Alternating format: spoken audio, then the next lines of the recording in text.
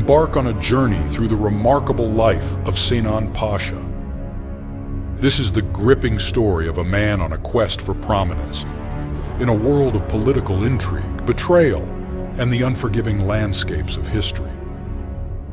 From his humble beginnings in Kukes, Albania, to Serdar leading the decisive Yemen campaign, and later in Tunisia, witness the rise of a determined individual navigating treacherous paths in the Ottoman Empire.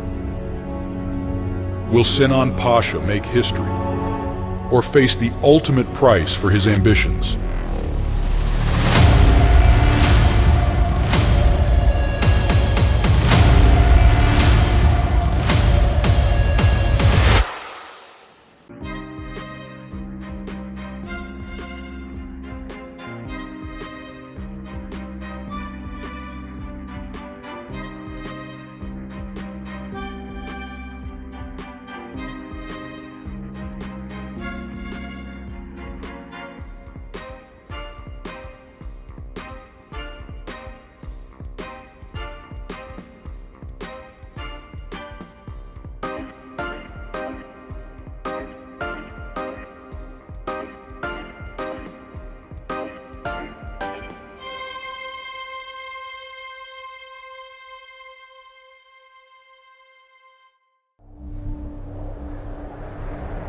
Sinan Pasha was born in 1520 in Kukes, Albania, land of patriots past and present. It's presumed his father, Ali Bey, was a devshamer. Thanks to this, Sinan and his 4 older brothers all had an express ticket to comfortable positions in the empire under Suleiman the Magnificent. Sinan's duty in the palace is a food taster for Suleiman the Magnificent. It appears that his older brother Ayas holds the highest position as a dome vizier. Ayas will be executed under the orders of Suleiman the Magnificent, for, it appears, because he supported Suleiman's son Bayazid, whom Suleiman has killed as well. Sinan doesn't blame the Sultan, though. He blames the faction of Sokulu Mehmed Pasha, the Grand Vizier, and Lala Mustafa Pasha, both descending from the powerful Serbian line of nobility, the Sokoloviches. Also part of this faction is Farhad Pasha, an Albanian. Sinan will always carry this deep-rooted anger with him. Sinan wants to bring his family name to prominence. He becomes governor of Tripoli in modern-day Lebanon, then a string of governorships in Malatya, Kastamonu, then Gaza in 1560.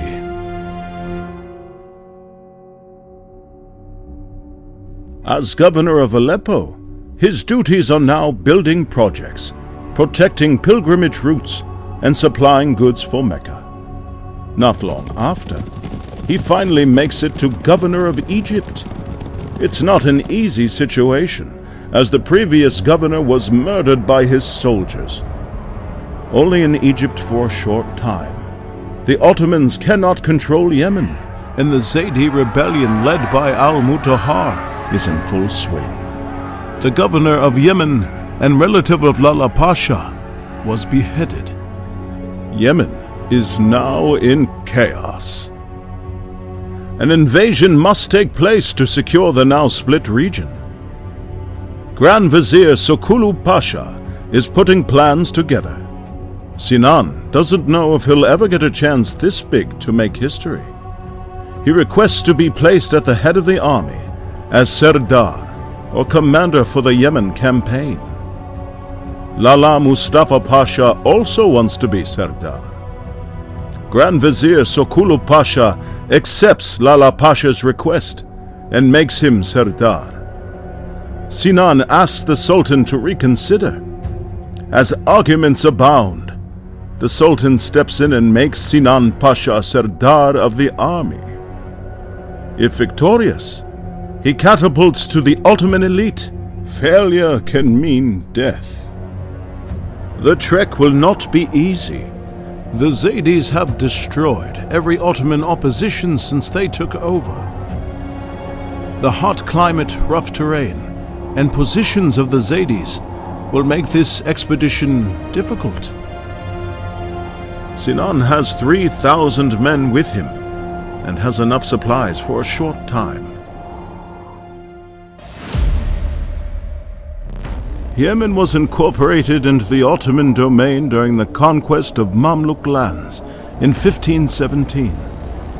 Ottoman control of Yemen in the 16th century was mired in battles with the Portuguese for control of the Red Sea and the Indian Ocean, while Ottoman influence had weakened in the now split province of Yemen. A power grab takes place by the Zaydis, non-Orthodox Shia Muslims who do not consider themselves as part of the Sunni world or under the control of the Caliphate.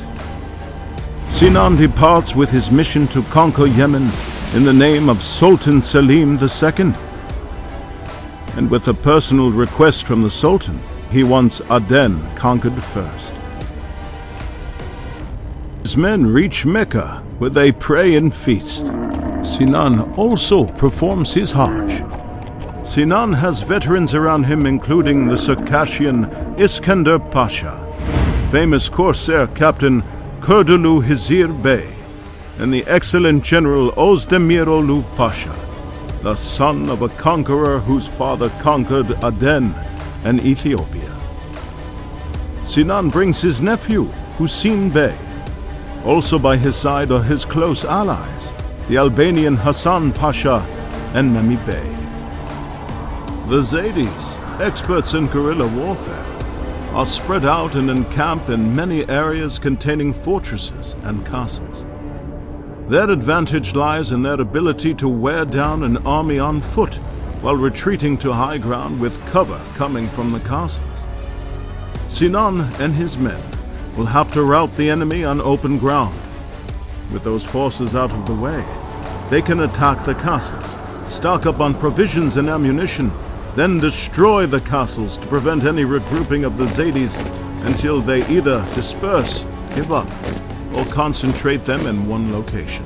Ozdemirolu Pasha was already battling on a dual front, sieging the Cairo castle while taking another fight to Agba mountain, where some of the Zaydis are holed up. Sinan Pasha arrives with his men to relieve Ozdemirolu, driving the Zaydis off Agba mountain and forcing the commander of the Cairo castle, Hamadani Salah, to surrender. The fall of the castle gives rise to a battle of egos.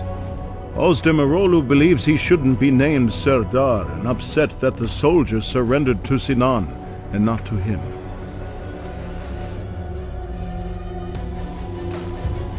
Losing Ozdemirolu is a difficult choice, but Sinan takes no chances and meets with his war council.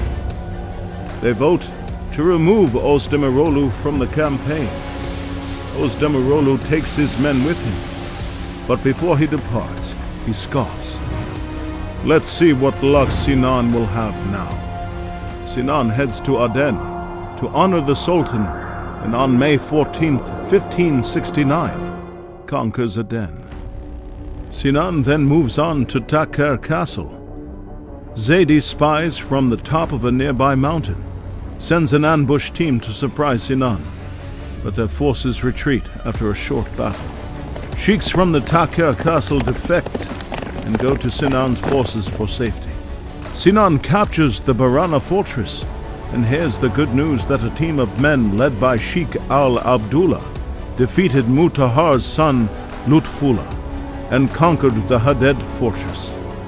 Sinan now mobilizes his forces and takes them to the heavily fortified city of Ib, where the Zaydis have amassed plenty of men.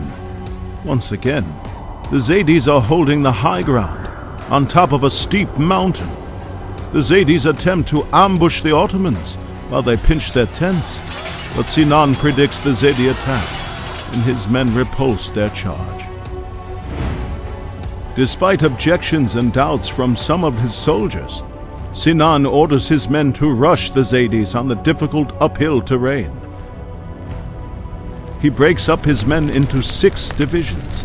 Sinan leads one, along with Hasan Pasha, Memi Bey, and others to strike in a simultaneous attack. The Zaydis are stunned at the attack and flee to the Hazan castle, leaving all their belongings behind. Sinan rewards the men from his own treasury. Despite its victories, his army is short on money and provisions, and many of the men are barely getting by. Mutahar's son Lutfullah, as well as his nephews Muhammad and Hussein, are doing their best to hold on to what is left of the Zaydi strongholds. Sinan conquers and destroys the fortress of Hubul Arus, and one of Sinan's commanders, Sheikh Muntasir, conquers his Niderum castle. Now, Sinan feels compelled to take on the challenge of Kevkaban. Kevkaban has fortified walls and a deep ditch, steep hills that the locals had filled with stones. The Ottomans cut off any escape routes and begin the siege. The siege is causing panic for the Zaydis. At least a couple of other castles surrender, and the Ottomans conquer 2 additional fortresses. In one battle, Mutahar takes the fight to the Ottoman camp. It's a bloody battle, but the Zaydis are pushed back. Mutahar's vizier is killed in the battle, while Mutahar's chief judge, who had earlier threatened Sinan, was captured. He asks for forgiveness. Sinan spares his life. However, Kevkaban is still in Zaydi hands. Mutahar gets desperate. He first sets a blaze of fire on top of a mountain, a signal that meant he had won a battle, and even goes as far as claiming the Prophet Muhammad came to him in a dream, saying he should expel the Turks from Yemen. The ploys work, and many tribes join him. As rebellions against the Ottomans continue to spring up, Sinan loses some of his top soldiers in various battles.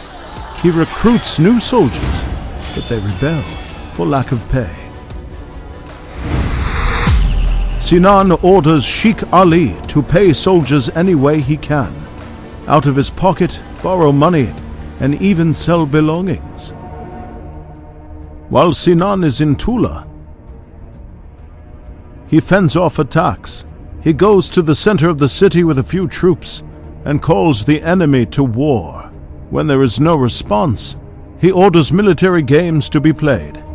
Hasan Pasha is in Kevkaban. The months-long siege continues with little change. Soldiers are set up in 10 different areas around Kevkaban. The besiegers attempt to build a bridge, but the effort fails.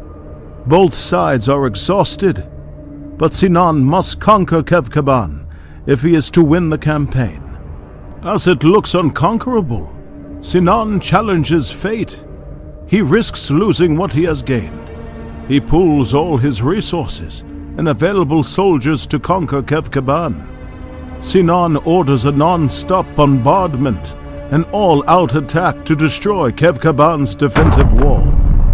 The cannons and catapults roar. The sappers recklessly dig to place explosives in the walls before the enemy can catch them.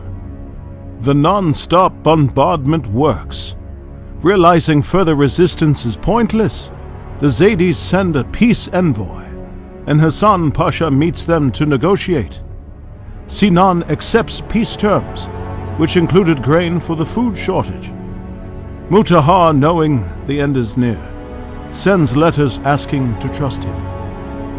At first, Sinan ignores the letters, but Sinan is facing far too much scarcity in food, supplies, and even his once ally, the Circassian Iskender Pasha, now in Egypt, is reluctant to send soldiers, money, grain, and ammunition.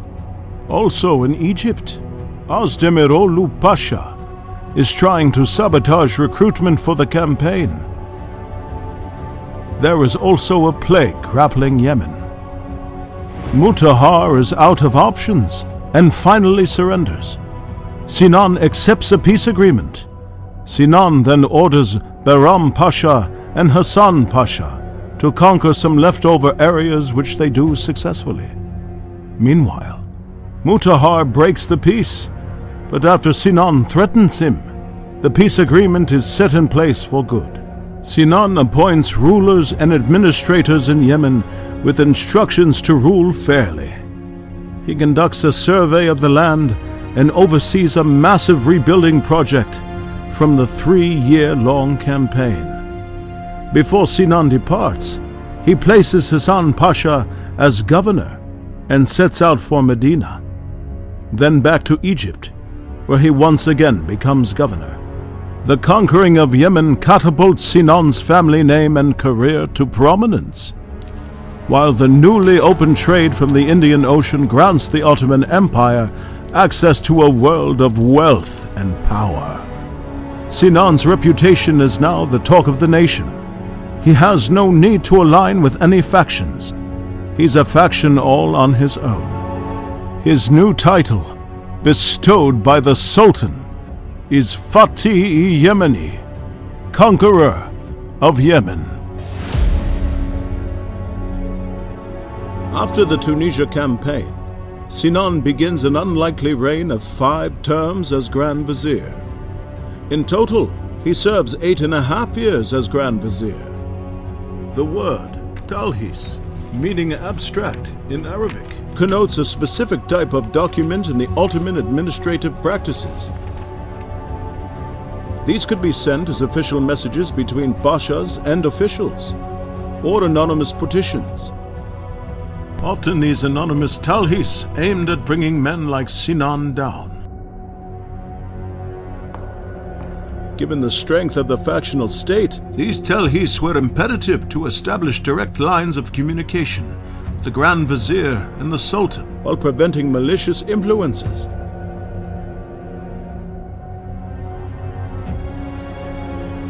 And secret channels from destroying the Grand Vizier's career.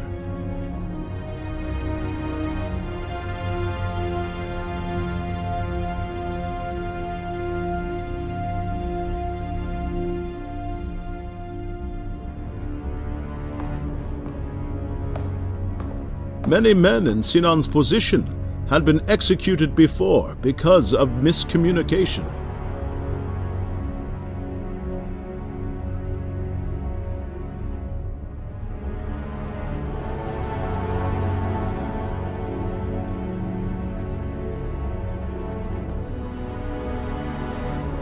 Given Sinan's wealth, victories in battle, and overall power and influence, Sinan can use the talhis as a weapon to not only bring down his rivals, but to promote the men he wants to high positions and protect his own interests.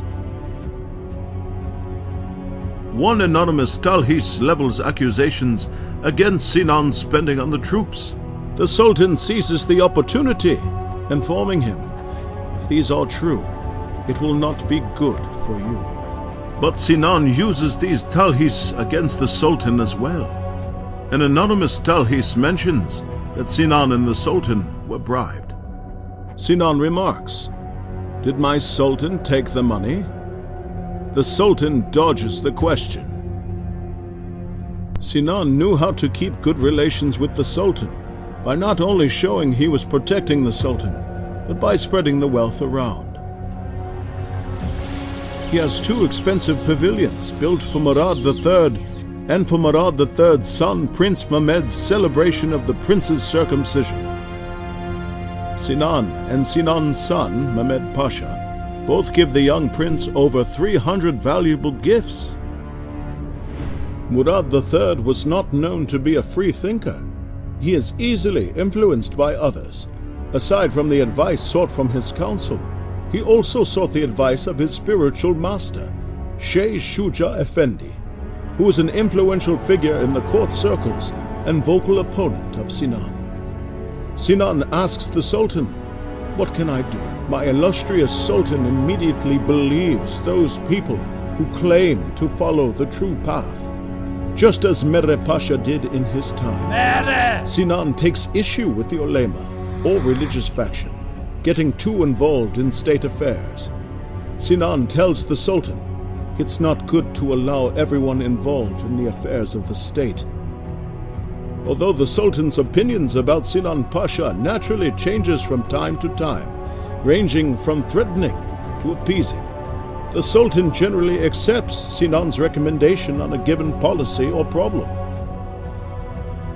The Venetian ambassador, Leonardo Donna, came to Istanbul to congratulate Mehmed III upon his succession in 1595, compliment Sinan's desire to govern like the old times. In Sinan's own words, "Who knows and protects the old laws better than me?" Cutting down competition. More than once, Sinan is able to catch those in power, exploiting the wealth of the empire.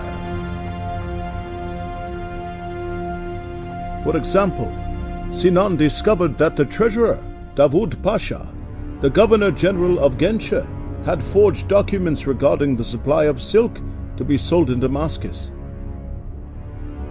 We can only imagine how that meeting went.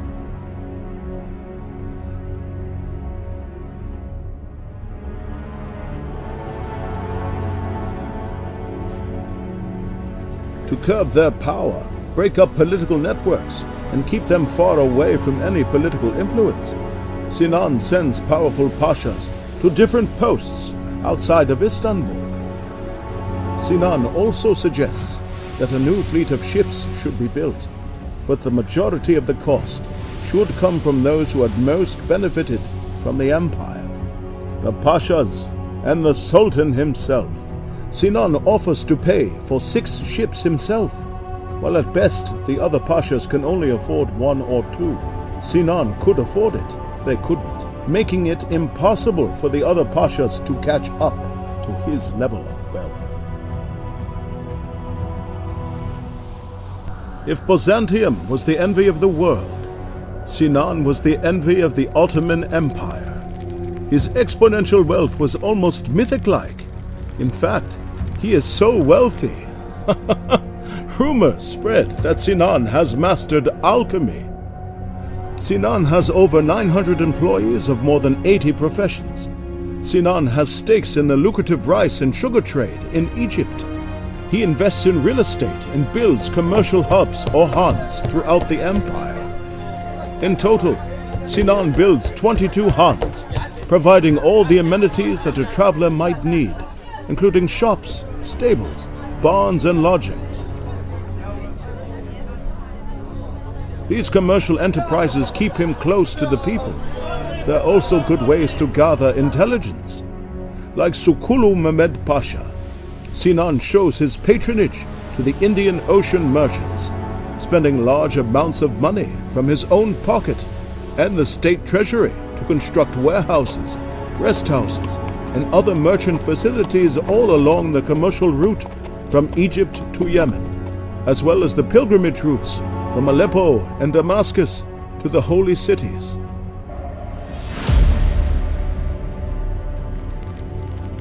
Tunisia had long been a valued gem by conquerors since the days of Rome. Once conquered by the great Ardian Barbarossa, power changed hands after the Ottoman defeat at Lepanto. By 1574, Tunisia was now in the hands of both the Hafsid dynasty and Spanish forces controlling the coast, including the prized fortress of La Goulette, along with its castle. With the Ottoman navy rebuilt, once again the Ottomans' desire for reconquering the lost parts of Tunisia had not quenched. Sinan wants to shed the embarrassment of Lepanto. With the expertise of skilled captain and governor of Algeria, Kapudan Kulich Pasha by his side, Sinan is once again named Serdar, or commander. Sinan was able to conquer Yemen. Could he do it again in Tunisia? Adding fuel to Sinan's ambitions, his rival Lala Mustafa Pasha was recently honored with the title of Conqueror of Cyprus. Koca Pasha did not want Sinan to be bothered by the laborious process of preparing ships with provisions and ammunition. But Sinan replied, "Being an assembler is a joy. If I do not do so, others will not be able to act." Sinan makes the point that he will be taking responsibility for the campaign.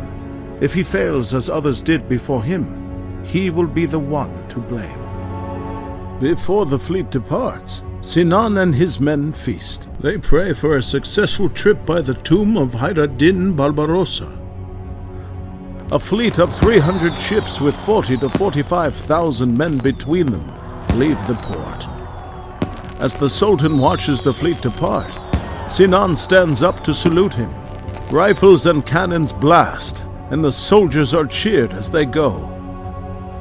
By Sinan's side are familiar faces: Hassan Pasha, Memi Bey, and Sinan's relatives.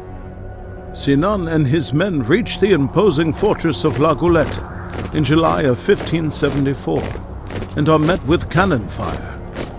Sinan aims to take over the water tower. The Spanish expected would take the Ottoman at least a month to capture the water tower. Sinan sends 1,000 soldiers to attack. It's a long day and night battle, but the water tower is captured. Longtime ally Memi Bey, however, is struck in the cheek by a rifle shot and dies a few days later. Meanwhile, the Spanish commander Don Portocarrero retreats to a castle with his men. Sinan sends a letter to Don Portocarrero and gives him 3 choices: convert to Islam and receive the many benefits that would come with it, keep his religion but pay a jizya or tax and obedience to the Ottomans, or 3, prepare for all-out war. The defiant Don Portocarrero sends his messenger back with this reply: the castle can only be taken by war. Sinan accepts the challenge and decides to conquer all of Tunisia while he is at it. To the credit of the 8,000 Italian and Spanish soldiers, led by the Italian Gabriele Serbelloni, they build a bastion, a large, solid, hexagonal fortification near the city. Don Pedro Portocarrero had asked for help from Sicily and Austria. However, he is left stranded with only some soldiers sent to save the city. Locals have their own idea and choose their own commander: a soldier, Cesare Carafa, and Tiberio Bucafusca as their commanders, and join the struggle against the Ottomans. However, Don Pedro Portocarrero refused the support of Tiberio Bucafusca and continued to wait for the help he requested from Don Juan in Sicily. La Goulette was now the main priority, and the siege intensifies. La Goulette was a large 2-story, well-defended stronghold located between the Mediterranean Sea and the Lake of Tunis, with trenches dug from the sea for ships to navigate. The fortress had strong fortifications and bastions, and was defended by hundreds of soldiers. The defenders were confident in their ability to hold the fortress, relying on the words of Mevlai Muhammad, brother of the Tunisian Bey Mevlai Ahmed. Is it possible to seize a strong castle like this? Sinan orders the trenches filled with logs, bushes, trees, and soil, and used the debris to build a mountain-like structure where cannons were placed to prevent movement within the fortress. The Ottoman soldiers also dug tunnels and set fire to the sewers, but were unable to breach the castle walls. Eventually, the Ottoman soldiers managed to breach the walls and enter the fortress, causing the defenders to flee to the small bastion. Bastion commander Gabriele Serbelloni was captured and brought before Sinan. Sinan put Serbelloni in the dungeon of his ship and kept him under tight custody. Sinan Pasha offered the defenders of the small bastion a surrender, and the defenders accept. Sinan then distributed money and goods to his soldiers and commanders. Among the captives were Tunis Bey Muhammad and Don Pedro Portocarrero. The Ottoman soldiers seized weapons and goods from the fortress before allowing the defenders to leave. However, when it was discovered that one of the defenders was the brother of Don Juan, some Ottoman soldiers followed him and executed him. Sinan Pasha regulates the provincial system in Tunisia, repairs and fortifies La Goulette, and offered rewards to soldiers who would stay and fulfill their duty there. The Ottoman navy anchored in Malta Island and attacked it, taking some booty.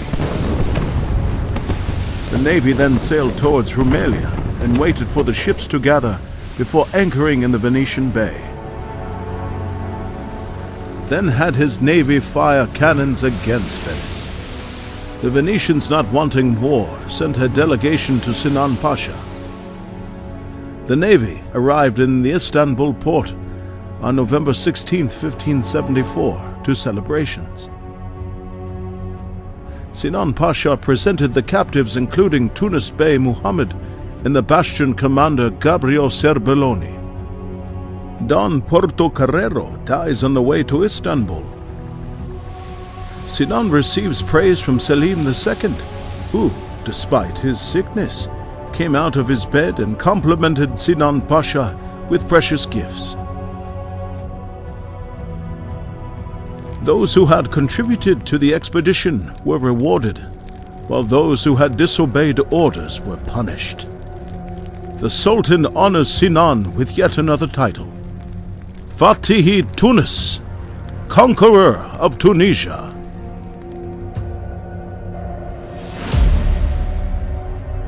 It is well documented that Sinan Pasha frequently held audiences with ambassadors. In a famous story, somewhere around the late 1570s, a Habsburg ambassador had gifted Sinan with golden plates. Sinan replied, "I wish you brought swords and shields rather than golden plates, so we could fight against you better." We don't think Sinan was expressing his sense of humor. In 1587, Sinan Pasha had Franz Yurkovich's sword destroyed when he entered the council with it. A lesser-known fact is Sinan negotiated an 8-year peace treaty with resident ambassador Dr. Bartolomeus Pezin in 1591. Despite the attempts at peace, thanks to border clashes and the Habsburg refusal to send tribute to the Ottoman Empire, the disputes spill out into an all-out war. The fight is on many fronts. The struggle begins early, as the Sipahis refuse to fight for Beyler Bey Mehmed Pasha. Sinan writes to the Sultan that the troops have been reluctant to fight, mistreated the local populations, and disobeyed orders. Janissaries complain that they will not go into battle without the Sultan. Sinan has to pacify the situation by agreeing to a salary increase. Austrians capture the Novigrad castle on March 8, 1594. Ottomans, led by Commander Kara Feryeli Mehmed, unable to resist for more than 3 days, surrenders the castle when no help arrives from Budin. When Sinan hears this, he has Commander Kara Feryeli hanged in the Budin castle as a warning to others. Commander Kara Feryeli Mehmed Bey was a well-known and respected warrior in the frontier region. This does not go over well with the troops. To Sinan, he was a coward, and that is the fate of cowards. Sinan dismisses the Bosnian Janissary Aga Mehmed Aga and replaces him with his fellow Albanian and future Grand Vizier Hassan Aga. Sinan regroups in Belgrade. While in Serbia, he is facing a revolt known as the Banat Uprising. All of Serbia is turning on the Ottomans. The cult of Saint Sava had relics of their patron saint in the church in his name. It is said that the relics and corpse of Saint Sava are burned to humiliate the Serbians, although some sources say Sinan wasn't even there at the time. He is blamed for this. Either way, by the summer of 1594, Sinan crushes the Serbian revolt. Sinan, back in battle up against Michael the Brave at the Battle of Kalugareni, despite being outnumbered, Michael the Brave pulls off an impressive victory against Sinan. Sinan realizes the battle is lost, and both sides withdraw. Sinan knows he needs to capture Bucharest to counter the loss. He has soldiers under the Rumelia Bey on a mission to capture Bucharest, while Sinan leads his troops and makes a gutsy crossing through the heavy terrain. Unfortunately, his horse gets stuck in a swamp, and he gets caught in an ambush. The enemy screams, "The commander has fallen!" However, luck still favored Sinan. His soldiers are able to grab him and put him on another horse before he is hit. News arrives that Michael the Brave had retreated and abandoned Bucharest. It didn't take long for the Rumeli Bey to capture Bucharest. For now, however, it wouldn't last. Outnumbered, Sinan cheats death once again in a bloody crossing in the Battle of Giurgiu, where many Turks are cut down by the skilled rifleman Silvio Piccolomini and his men. On his way back to Istanbul, the old Pasha, now in his 70s, has a lot to think about. Sinan doesn't leave empty-handed. He had earlier conquered the strategic castles and fortresses of Palota, Tata, Veszprém, and the highly prized and well-fortified fortress of Győr, shocking the Austrians.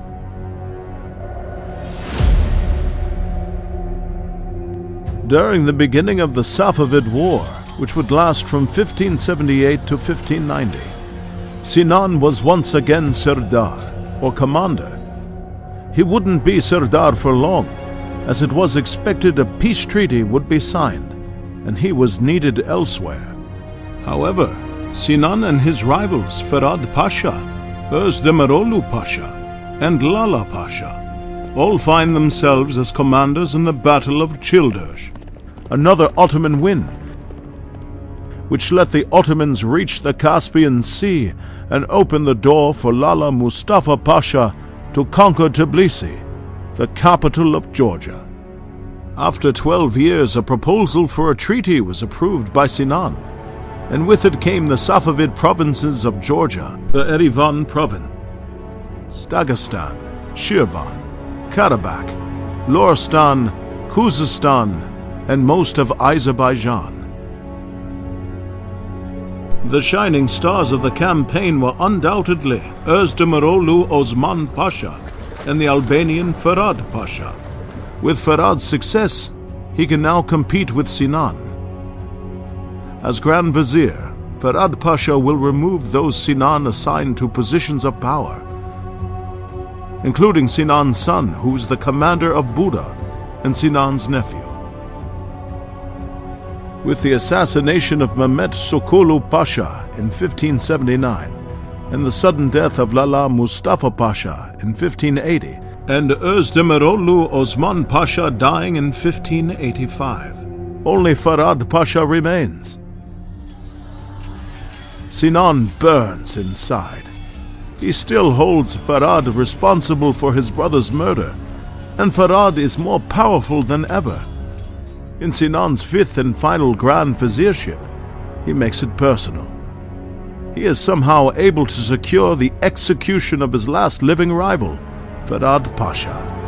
Sinan, while in pain, sits for one last Diwan meeting and dies in April of 1596 during his last term as Grand Vizier. His body rests in the Hagia Sophia and then moved to the complex he had built for himself. Since the time of Alexander the Great, ruling on its own was no measure of a man. What the ruler can give back, pass down, and leave for future generations determines how they will be remembered. Although Sinan's exterior was war-hardened, when it came to give back, few could come close to the great Pasha. He assigned large land tenures throughout the empire to many of the loyal soldiers known as Has, or Zeamits. Their ruler would be entitled to all revenue of the lands, and if accepted by the Sultan, could pass it down a generation, securing wealth for their families. Although criticized, many of the men Sinan appoints were Albanian. The humble Albanian is able to have villages in Kukes and Kaçanik exempt from paying taxes. Builder is also added to Sinan's resume, and build he does throughout the empire. Sinan builds roads, bridges and inns, baths, dervish lodges, soup kitchens, public fountains, poetry houses, libraries, and at least 6 schools and 13 mosques. Rising from the shadows of the mountains of Kukes to the Sultan's court, the Europeans feared him. Every corner of the Ottoman Empire knew his name and reputation.